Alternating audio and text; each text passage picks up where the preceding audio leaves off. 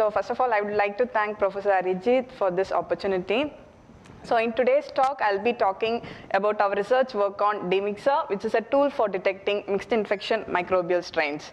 So this is my talk outline. So I'll be talking introducing the biological problem called as mixed infection and the approach that we have used to detect it. So microbes are everywhere. So we know that microbes are in the environment, in the food that we eat, and even in our body. So there are several studies that highlight the role of microbes in health as well as diseases. So like some microbes are pathogenic, where some microbes are beneficial. So we need to understand like what makes a microbe more pathogenic than the other. So the latest sequencing technologies provide a way to look into the genetic composition of microbes at a very high resolution. So in the recent times, we have different types of sequencing data, such as whole genome sequencing data that reveal the genetic composition of a particular microbe, whereas then metagenomic sequencing data, which has the genetic data of several microbes present in a particular environment, and transcriptomic data. So in our work, we are mainly interested in analyzing the whole genomic sequencing data of different microbes, specifically TB and TB. Okay. So this TB is a disease that has been in existence for several years, and it is caused by the bacteria, Mycobacterium tuberculosis. So treating TB in the recent times is much difficult than treating some years back. So one of the main reasons is that the treatment of TB requires the treatment period is so long for TB, and the patient has to take a combination of several antibiotics, and the things gets complicated if that particular case is a drug resistance case. So what is this drug resistance? So it is like the medicines that are intended to work for TB will not work as expected. So there are several reasons attributed to drug resistance, and one of the hypotheses is that presence of mixed infection could make the disease condition much severe. So here, let's see what is this mixed infection. So TB could be caused either by a single strain of TB bacterium or by more than one strain of TB, which is we call it as mixed infection. So consider this case in which a person is infected with two strains of TB bacteria. The green strain, let's assume that the green strains are drug resistant, and whereas the red strains are drug sensitive. And during detection, we may miss out the presence of the green strains as they are present in very low number, and the person will be administered with some antibiotic to kill the red strains.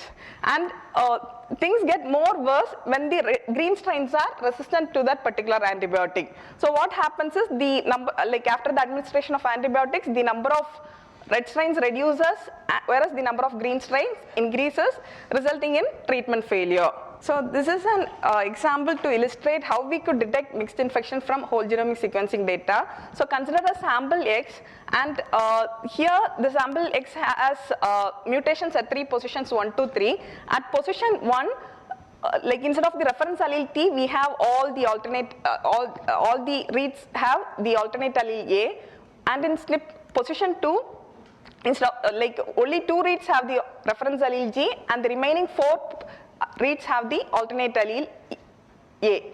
And at position 3 again, 2 of them has the alternate allele T, whereas 4 of them has the reference allele C. So it indicates that some of the SNPs are heterozygous SNPs, indicating the presence of mixed infection.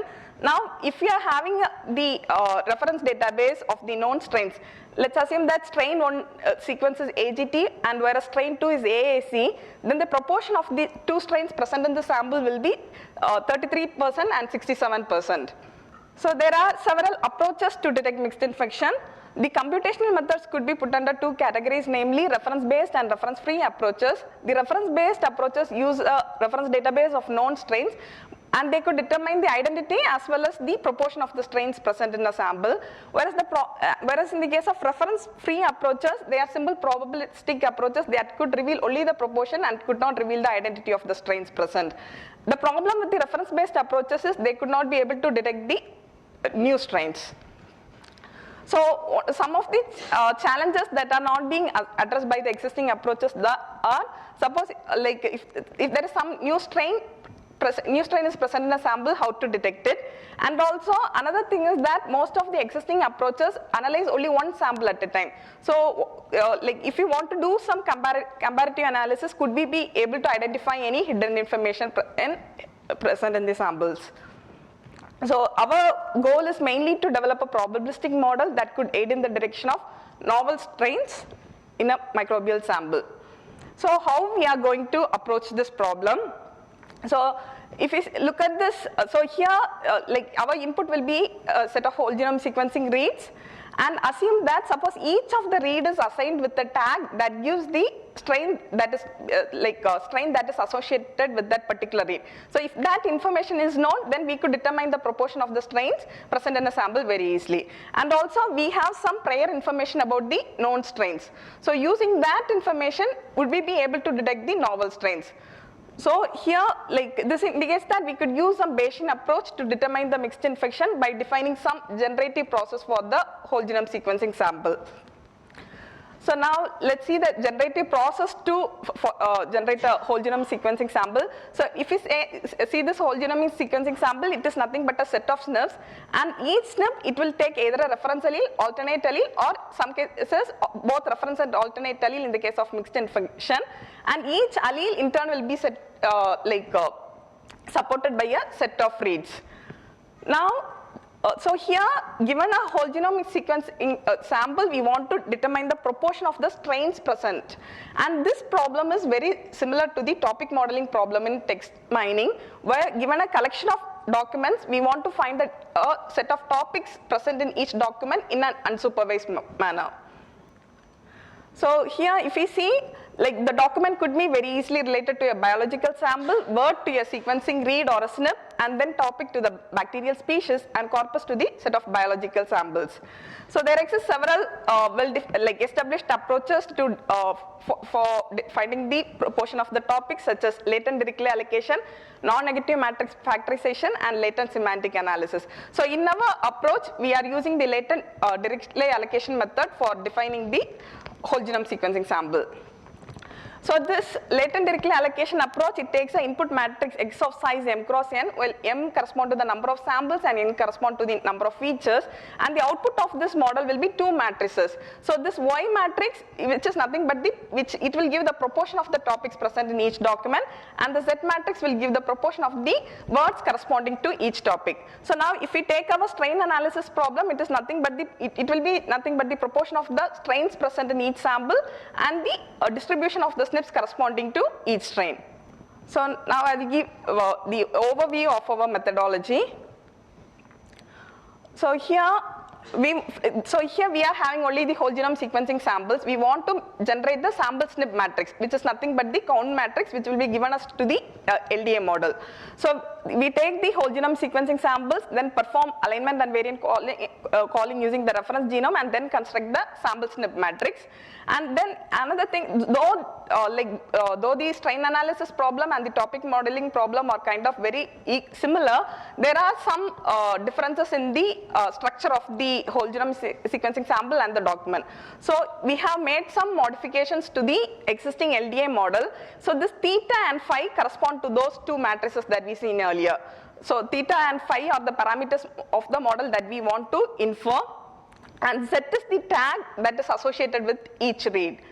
And we also use the prior information of known strains, which will be given as input to the LDA model. And once the parameters theta and phi are inferred, they are interpreted to understand the significance of the mutations present in each strain. And then one of the contribution of our method is like the parallelization of collapse Gibbs sampling algorithm, which is used to infer the parameters theta and phi. So here, some of the data sets that we processed were very huge, and the Navy collapse Gibbs sampling algorithm was taking a large amount of time. But when after using this parallelization approach, we were able to reduce the time complexity from order of MNR to MN. So here M is the number of samples, N is the number of features, and R is the number of reads. And these are the experiments that we have carried out on different set of data sets. So this Biomix1, Biomix2, Biomix3, LDMX are the different synthetic data sets that we generated to check the performance of our model.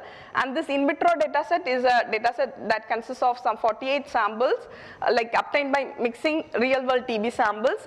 And so our method is also generalizable, that we were able to test it on a COVID data set. And these are two real world data sets that we tested our model on.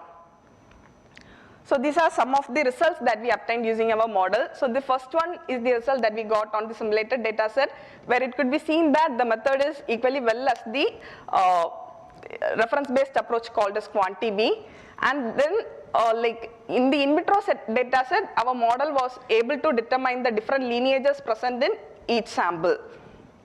And then in the Malawi dataset, one thing that we also tried out was whether the model is able to infer the novel strains. So what we did is we hide the identity of some of the strains and tried to check whether the model could detect it. So there were some samples that was a non-tuberculosis, that was having non-tuberculosis strain called as Mycobacterium bovis.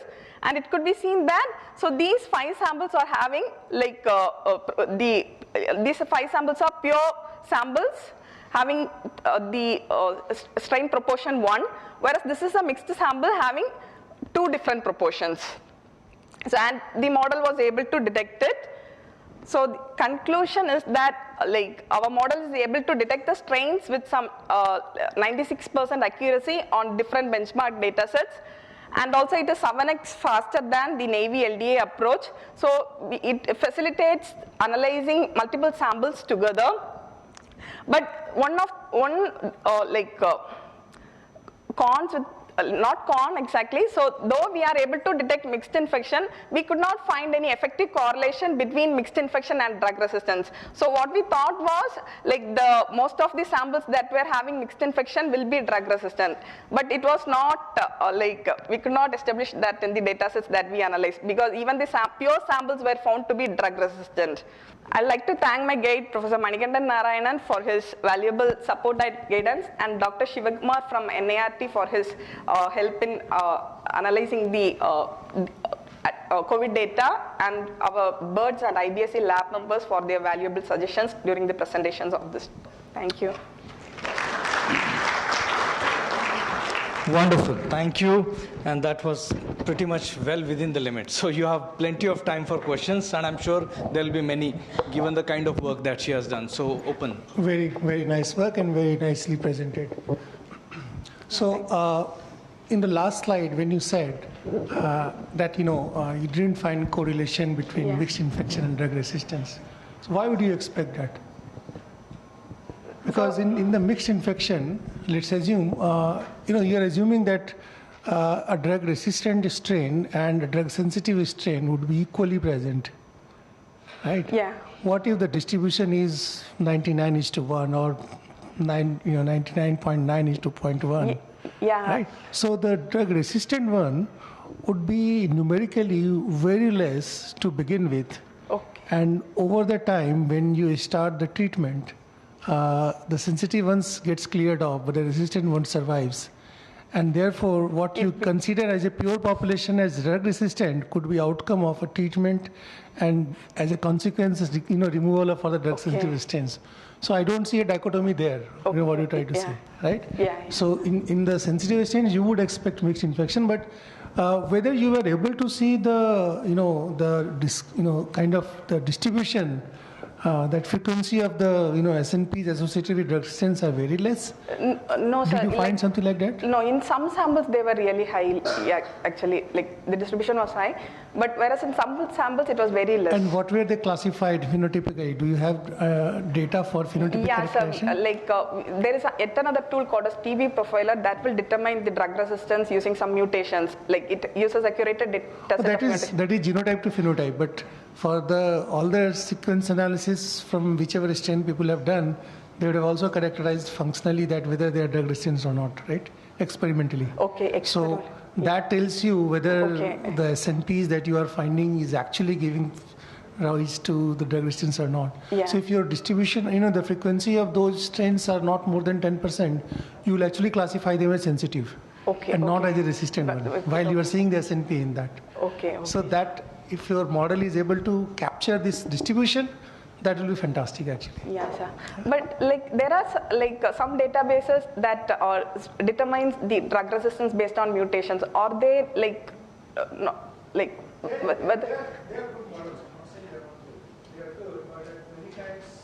like the experimental ones? Yeah. Still, functionally, what you do on experiments and confirm that yes, these are drug resistant till the time it is not resistant. Okay. Yeah, sure. We will look into that. Yeah. Perfect. Any other question for Vrinda? Yes, here you go. I have a question, and this is not really a question. I wanted to understand your method better. So when you say you start with reads, do you start with with contigs, or do you start with FASTQ files or FASTA files? Where in this process? Yeah, we start with the FASTQ files, then generate the VCF files, then merge the VCF files of all the samples to generate the count matrix. So the count represents the number of reads like at a particular SNP position.